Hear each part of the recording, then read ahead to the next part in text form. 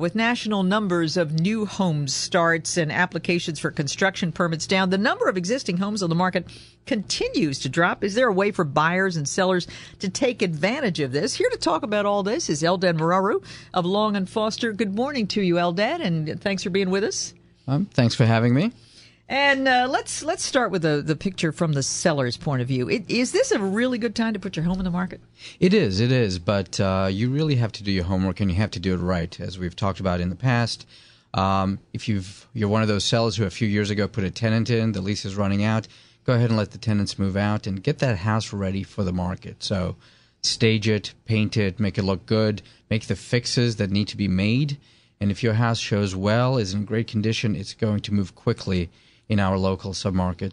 Well, on the other side of the coin, isn't it true that we're really still in a buyer's market where we've been for some time? Well, generally speaking, we are, but we're seeing a seller's market can be made in the hotter neighborhoods and by those sellers who are doing their homework and doing it right. But there is an opportunity for buyers, and my feeling, and actually my experience has shown that most of the buyers right now are looking for houses they can just move into.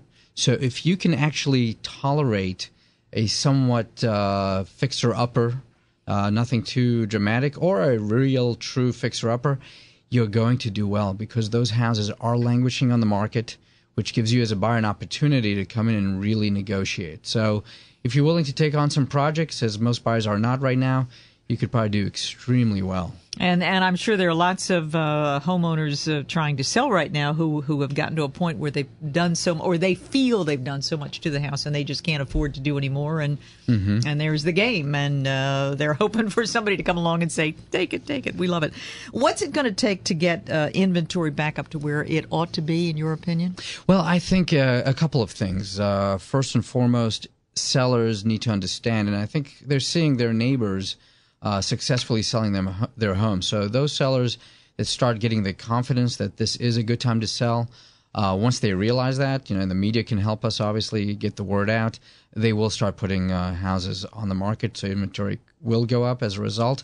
But also those small developers, we've noticed that the request for permits has gone down and new housing starts. So if those developers, the smaller projects, feel confidence in the market again, and they start getting back into the market, that obviously will increase inventory.